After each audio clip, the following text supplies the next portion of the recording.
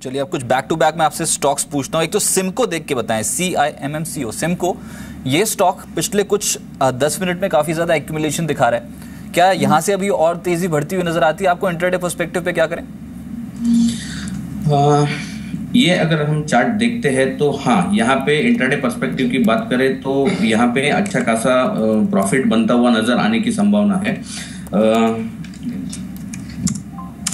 अगर हम इस चार्ट को देखते हैं तो करीबन 80 रुपए तक ये स्टॉक ऊपर जाने की संभावना है। तो जिनके पास ये स्टॉक है वो होल्ड करें और 72 रुपीज का लक्ष्य यहाँ पे, स्टॉप लॉस यहाँ पे बना के रखिए। चलिए आपके पास मैं लौटूंगा, लेकिन उससे पहले पिछले सत्र में LIC हाउसिंग के नतीजे आए थे और 7% के आसपास बॉटम लाइन में जो इजाफा होता हुआ नजर आया। गुड सेट ऑफ रिजल्ट्स थे, पिछले सत्र में भी आउट परफॉर्म कर गया और आज भी शुरुआती सत्र इसने बेहतर बताया।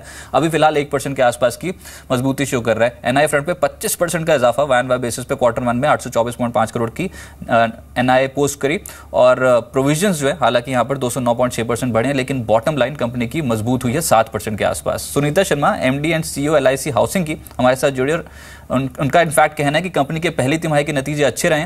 कंपनी की FY 16 और 17 से 14 ऑफिसेज खोलने की योजना है। इसमें 7 से 8 ऑफिस पहले शुरू कर चुकी है कंपनी। सुनीता शर्मा से एक्सक्लूसिव बातचीत की सिल्की सिंह ने, आइए सुनते हैं उनको।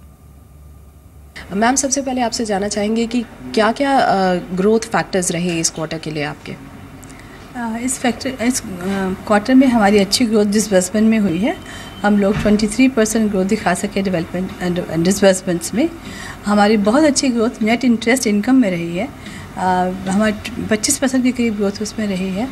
प्रॉफिट्स भी हमारे बड़े हैं। हमारी ऑपरेशनल इनकम भी बड़ी है। We have grown in every sector, हर चीज़ पे हमने ग्रोथ अच्छा दिखाया है। बात करें अगर 7th पे कमीशन की, तो आप लोग LIC हाउसिंग फाइनेंस की बेनिफिशियरी रहने वाला है, तो किस तरह से ये आपके लोन बुक में और ज़्यादा एडिशन ला सकता है? लोगों के पास ज़्यादा पैसा आएगा, फ्री कुछ अमाउंट ऐसा होगा जो उनके हाथ में फ्री होगा। तो जो लोग 7th पे कमीशन से इफ़ेक्ट हुए हैं, जिनको उसका बेनिफिट मिला है, वो डेफिनेटली सोचेंगे कि हम एक और यूनिट खरीदें या बड़ी यूनिट खरीदें। दोनों में से जो भी बात होती है उससे फ़ायदा तो हाउसिंग फाइनेंस कंपनी को ही होने वाला है।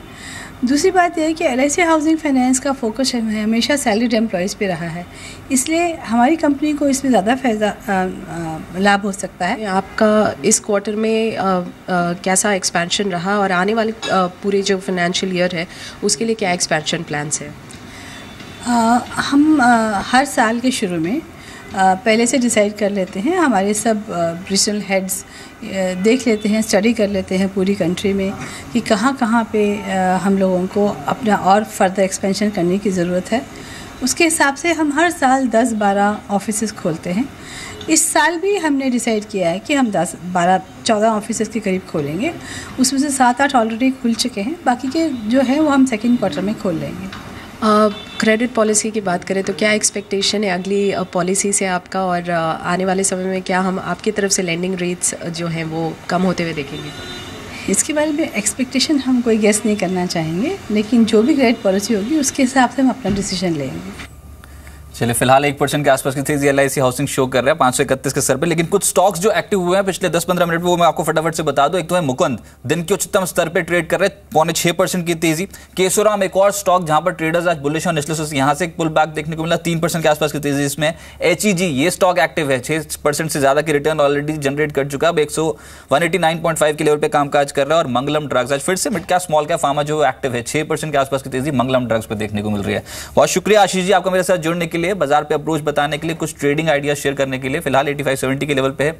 एक छोटे से ब्रेक के लिए रुक रहे हैं, ब्रेक के बाद आपका बाजार, आप कोई भी सवाल बाजार के एक्सपर्ट से पूछ सकते हैं। आप देखते रहिए इजी बिजनेस।